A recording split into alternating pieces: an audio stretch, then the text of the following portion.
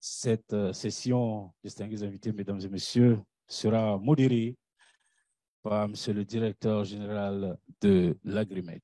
Excellences, Messieurs les ministres,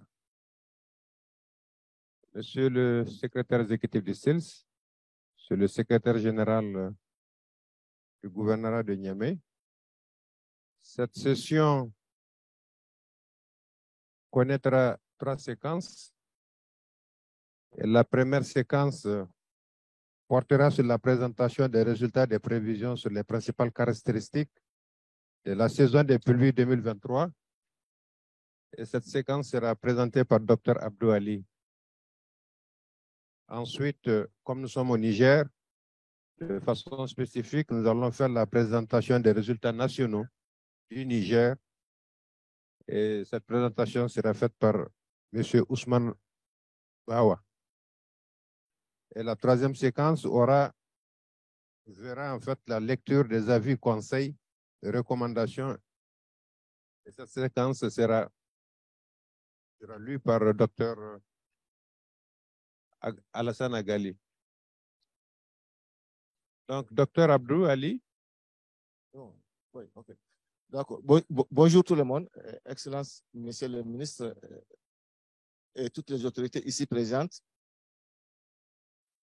C'est un honneur pour moi de présenter au nom de l'ensemble des experts qui ont eu à élaborer les prévisions saisonnières agro-hydroclimatiques pour la saison de pluie 2023.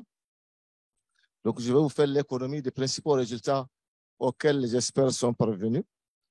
Et je voudrais, avant de passer aux résultats, montrer l'espace qui est couvert par le forum Présas.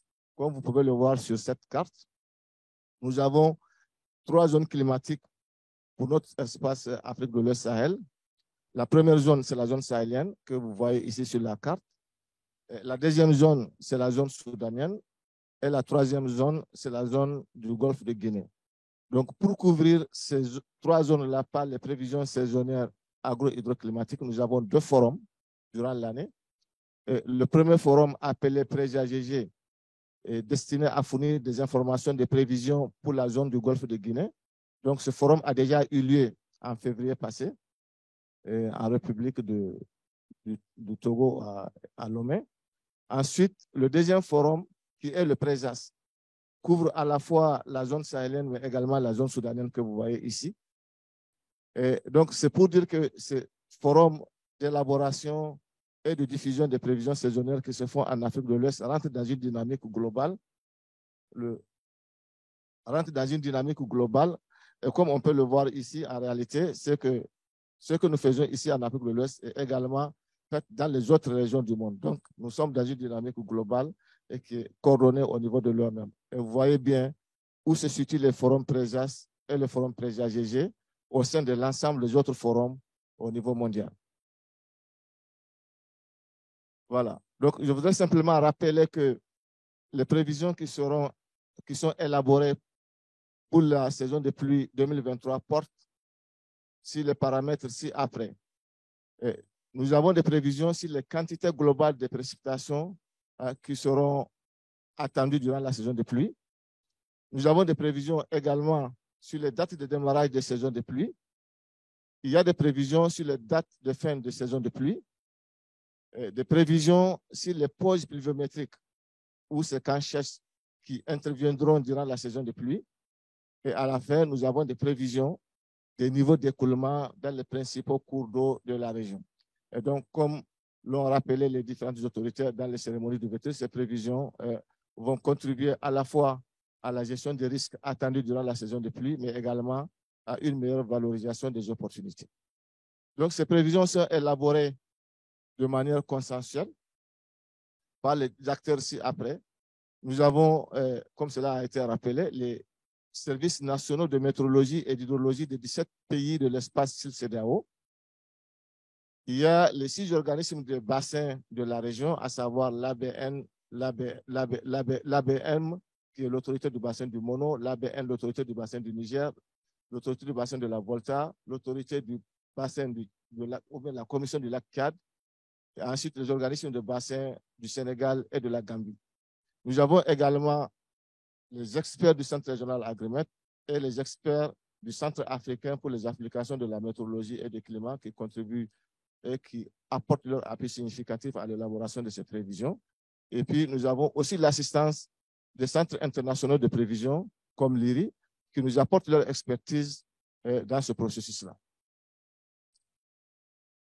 Voilà, donc les travaux, juste pour dire que les travaux ont été organisés en 3 groupes principaux.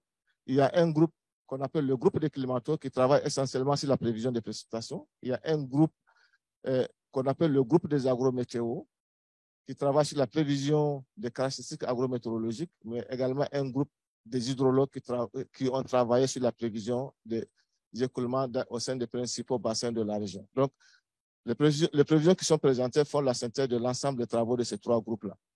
Juste, je me permets de rappeler un mot très important qui revient régulièrement dans les prévisions que nous présentons, c'est le terme moyenne ou normale. Quand on va dire que les prévisions sont au-dessus ou en dessous de la normale, c'est la normale calculée par rapport à la période 91-2022. Donc, pour chaque paramètre, la normale se reporte à cette période-là. Vous allez voir des chiffres comme ça. Ces chiffres-là indiquent que la prévision porte sur 3 situations par rapport à cette normale-là. Une situation excédentaire par rapport à la normale, une situation déficitaire par rapport à la normale, mais également une situation équivalente à la normale. Donc, toutes les prévisions que nous allons présenter vont tourner autour des pourcentages de chances d'avoir l'une de ces 3 situations, soit au-dessus de la normale, soit équivalent à la normale ou en dessous de la normale, symbolisé par les chiffres que vous voyez ici. Donc, on passe au diapo suivant pour commencer à présenter les résultats obtenus pour la saison de pluie 2023 au Sahel et pour la zone soudanienne. Donc, je commence par présenter les prévisions faites sur le cumul de précipitations. Donc, ce sont les quantités globales de précipitations attendues pour la saison 2023. Ces prévisions ne renseignent pas sur la répartition des précipitations, mais ça donne les quantités globales de précipitations qui sont attendues dans notre espace pour la saison 2023. Il est donc attendu des quantités globales de précipitations de tendance moyenne ou excédentaire. En d'autres termes, il y a plus de chances d'avoir pour la saison à venir des précipitations soit moyennes ou excédentaires. Donc, ça veut dire que il y a des situations déficitaires ont une probabilité très faible à être observées pour la saison à venir. Donc, c'est ce que ça veut dire. Et vous voyez les couleurs qui donnent un peu la répartition de ces prévisions dans l'espace. Vous voyez une zone, la zone très verte où il est attendu une situation de précipitations au-dessus de la moyenne. Et la zone verte où il est attendu une situation de précipitations équivalente à la moyenne à tendance excédentaire. Donc, vous voyez que c'est toute la bande sahélienne qui est concernée par ces prévisions-là. Voilà, on passe au diapo suivant. Après la situation sur les quantités de précipitations attendues durant la saison de pluie, la deuxième prévision porte sur les dates de démarrage de la saison. Donc, on essaie de prévoir si la saison va démarrer tardivement ou précocement. Et cette prévision vous montre les chances que nous avons à avoir des dates de démarrage précoces ou tardives au niveau de notre espace. Le résultat auquel nous sommes parvenus montre que les dates de démarrage de la saison de pluie 2023 seraient précoces. Quand on dit précoce, c'est toujours comparé par rapport à la moyenne que je viens de définir pour chaque localité. Dans l'ouest du Sahel, vous voyez bien la couleur verte. Et les dates de démarrage seront moyennes, c'est-à-dire équivalentes aux dates moyennes de démarrage de la saison pour la partie est du Sahel, mais également dans le nord des pays du Golfe de Guinée ou bien dans la bande soudanienne. Donc, on voit bien que pour la partie ouest du Sahel, on s'attend à des dates de démarrage assez précoces, alors que pour la partie est et la partie soudanienne, c'est des dates de démarrage moyennes. Ce qui est très important ici, c'est qu'on ne mentionne pas ici des prévisions de dates de démarrage tardifs. Je pense que ça, c'est important à souligner, globalement. Donc, on passe à la prévision suivante. Après les dates de démarrage de la saison, ce sont les dates de fin de saison. Donc, on prévoit, est-ce que la saison va s'arrêter précocement ou bien la saison va se poursuivre et être une saison assez tardive. Donc, la prévision que vous voyez ici montre les zones où il est attendu une saison de pluie tardive. Donc, c'est surtout la zone verte. Sur toute la bande verte là, il est attendu à ce que pour la saison à venir, la saison dure plus et finisse beaucoup plus tard. Et pour les zones qui sont en jaune, il est attendu à ce que la fin de la saison soit une fin de saison moyenne. C'est-à-dire que les dates de fin de saison vont être des dates équivalentes aux dates moyennes. Voilà, on passe à la prévision suivante. Maintenant, après les prévisions de dates de début et de dates de fin de saison, on prévoit également des prévisions de séquences sèches durant la saison de pluie. Donc ici, cette carte montre la prévision faite pour la durée de séquence sèche. Donc c'est la durée de séquence sèche ou bien la durée de pause pluviométrique maximale qui interviennent en début de saison. Et on voit qu'au niveau de la prévision de cette année, il est très probable à ce que les séquences sèches qui vont intervenir en début de saison soient longues dans la partie centre et est du Sahel, caractérisée par la couleur grise que vous voyez. Par contre, pour la partie ouest du Sahel, ainsi que la partie soudanienne, le nord de la Côte d'Ivoire et puis du Ghana, il est attendu à ce que les dates de début de les séquences sèches soient moyennes, de durée moyenne ou même plus courtes, telles que montrées par la répartition de la couleur au niveau de l'espace. Donc ça, c'est la prévision des séquences sèches. On passe maintenant à la prévision des séquences sèches en fin de saison. Voilà. Donc, en fin de saison, il est globalement attendu à ce que la durée des séquences sèches soit équivalente aux durées moyennes dans tout l'espace sahélien. Et par contre, nous avons une petite zone grise là-bas au niveau de la zone soudanienne, c'est-à-dire que le nord de la Côte d'Ivoire, du Ghana et des autres pays du Golfe de Guinée, il est attendu à ce qu'il y ait des séquences sèches longues dans ces zones-là. Mais globalement, pour la bande sahélienne, vous voyez qu'en fin de saison, il est attendu à ce que les durées de séquences sèches soient moyennes dans ces zones-là. Voilà. On passe à la prévision suivante.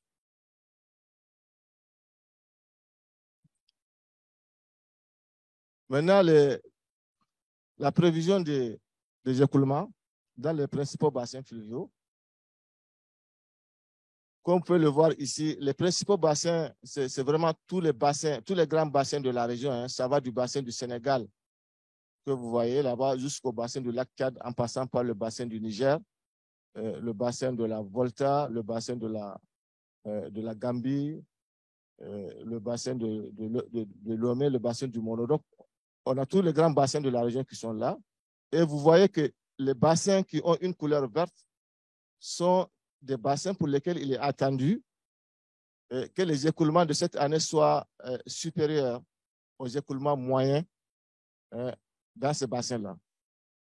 Les bassins qui sont en couleur bleue sont des bassins où il est attendu à ce que les écoulements de cette année soient équivalents aux écoulements moyens observés au niveau de ces bassins-là sur ces 30 dernières années, tels que définis précédemment. Et les bassins jaunes, c'est des bassins où il a attendu des tendances moyennes à déficitaires pour la saison à venir. Donc, voilà les principaux résultats auxquels les experts sont parvenus pour cette session. On a vu les prévisions de précipitations, les prévisions de début de fin de saison, les prévisions de séquences, mais également les prévisions des écoulements au sein des principaux bassins. Donc, en guise de conclusion, c'est pour signaler qu'effectivement, ces prévisions sont très importantes pour la prise de décision, mais il convient de souligner que ce ne sont pas des prévisions directes, par exemple, du rendement agricole, ou ce ne sont pas des prévisions directes des inondations. Bien qu'on peut les interpréter, on peut interpréter l'impact potentiel de ces prévisions-là en termes de rendement agricole, mais également en termes d'inondation. Donc, les avis et conseils qui vont suivre vont donner des informations, comment sera l'impact potentiel de ces prévisions-là sur les principaux risques de la sous-région. Je vous remercie de votre attention. Après la présentation des résultats, les experts et cadres, ils émettent des avis, ils font des conseils, mais également font des recommandations. Alors donc, suite à la présentation de ces résultats, nous allons écouter ces avis, conseils et recommandations à la suite des différentes présentations.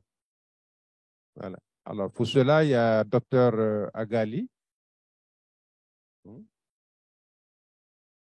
Alors, ça, on va demander la diligence des ministres. Je sais qu'en fait, ils ont un calendrier souvent très chargé dans la journée pour pouvoir écouter cette dernière séquence. Voilà, exactement. Et puis, on va vous libérer. Mais avant de partir, je souhaiterais quand même, en fait, suite à ces résultats, vous donner juste la parole pour un mot. Voilà, qu'est-ce que vous inspire, en fait, ces résultats qu'on vous a présentés. Alors, donc, docteur Agali, vous avez compris la situation. Il faut aller très rapidement. Donne-nous la substance, en fait, des avis, conseils et les recommandations que vous avez faites suite à ces résultats. Vous avez la parole.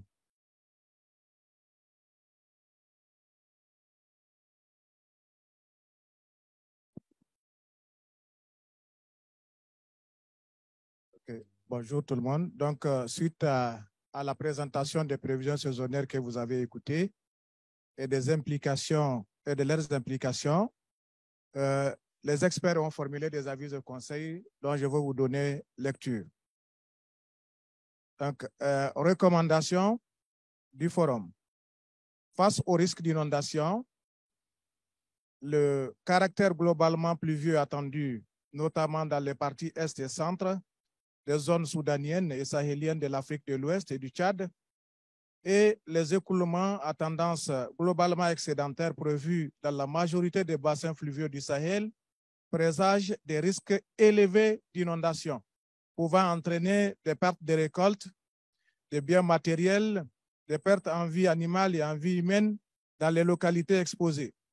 Pour y faire face, il est recommandé de renforcer la communication des prévisions saisonnières et de leur mise à jour afin d'informer, sensibiliser les communautés sur les risques et prendre des dispositions pour éviter les désastres en appuyant notamment les efforts de la presse, les efforts des plateformes de réduction des risques de catastrophes, des ONG et des systèmes d'alerte précoce des pays.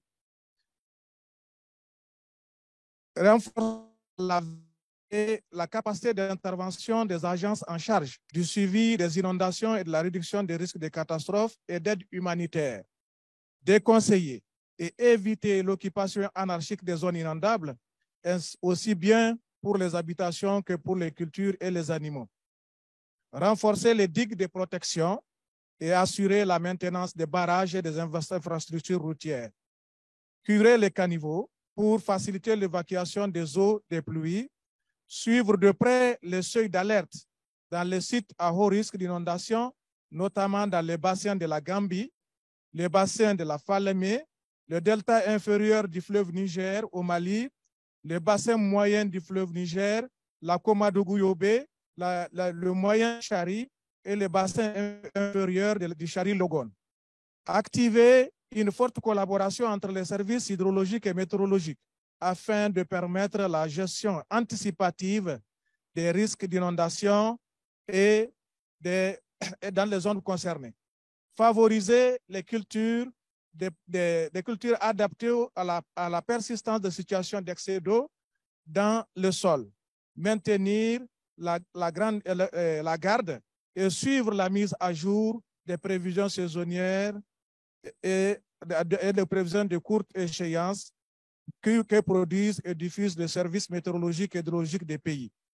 Maintenant, face au risque de maladies, les zones humides et celles inondées peuvent être favorables au développement des germes de maladies, notamment le choléra, la malaria, le dengue, la bilharziose, et également au développement des germes d'épizootie comme la fièvre de la vallée du Rift. Aussi, les séquences sèches longues en moyenne attendues, notamment dans certaines localités du Sahel Est, pourraient aussi occasionner une persistance de haute température et des vents de poussière favorables à la prolifération d'autres germes de maladies épidémiques. À cet effet, il est recommandé de renforcer les capacités des systèmes nationaux de santé et des plateformes nationales de réduction des risques de catastrophes, sensibiliser et diffuser les informations d'alerte sur les maladies, les germes climato-sensibles en collaboration avec les services météorologiques et de santé, assainir les agglomérations et éviter les contacts avec les eaux contaminées à travers des opérations de drainage et de curage de caniveaux. Et prévenir les maladies en vaccinant les populations et les animaux, prévenir également les dispositifs à germes préférant les conditions humides et renforcer la vigilance contre les maladies et les ravageurs des cultures, notamment la chenille légionnaire et les autres insectes nuisibles des cultures. Face maintenant au risque de la sécheresse. Alors, dans les zones où il est prévu d'observer des séquences sèches longues pouvant entraîner des déficits hydriques, notamment dans certaines localités du Sahel, il y a un fort risque que la croissance des cultures et des plantes fourragères soit affectée. Pour y faire face, il est recommandé de diversifier les pratiques agricoles à travers la promotion de l'irrigation et du maraîchage pour réduire les risques de baisse de production, choisir des espèces et variétés de cultures tolérantes au déficit hydrique dans les zones exposées, adopter des techniques culturelles et de conservation des eaux de sol, assurer une gestion rationnelle des ressources en eau de surface pour satisfaire les différents besoins, notamment dans le haut bassin du Logone et les parties orientales de la Volta au Bénin, au Burkina Faso, au Togo et au Ghana, où des écoulements déficitaires sont attendus.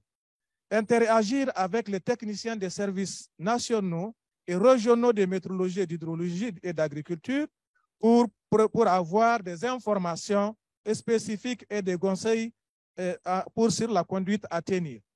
Maintenant, outre les risques, la saison aussi a des opportunités et les experts ont fait des recommandations pour mieux tirer profit de cette saison de pluie 2023.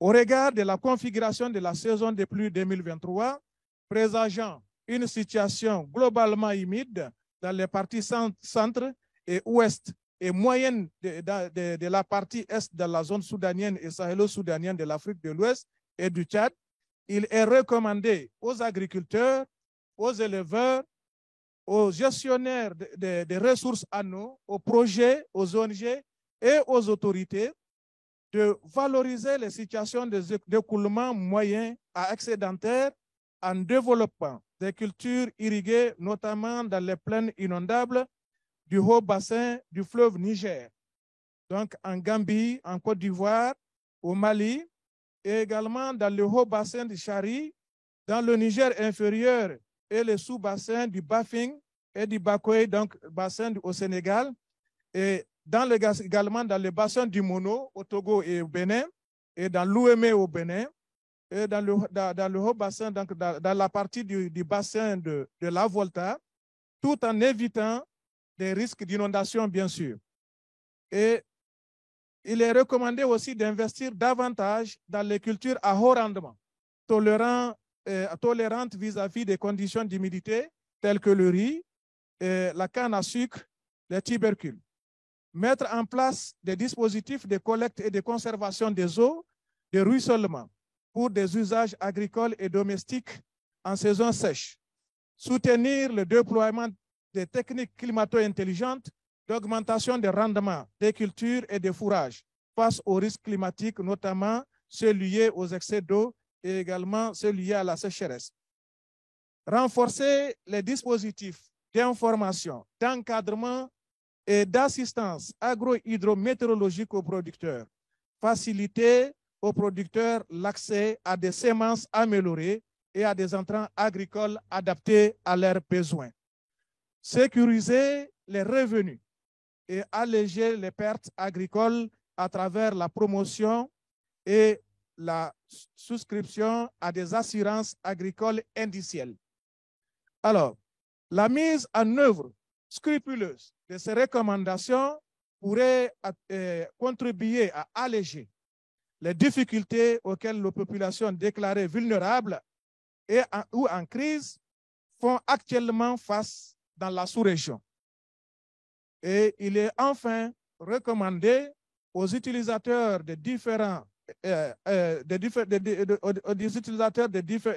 secteurs d'être attentifs aux mises à jour de ces recommandations et de ces prévisions saisonnières qui seront faites par l'Agrimet Centre climatique régional en Afrique de l'Ouest et au Sahel, l'ACMAD et les services météorologiques et hydrologiques des pays tout au long de la saison. Fait à Niamey le 28 avril 2023, le forum. Je vous remercie.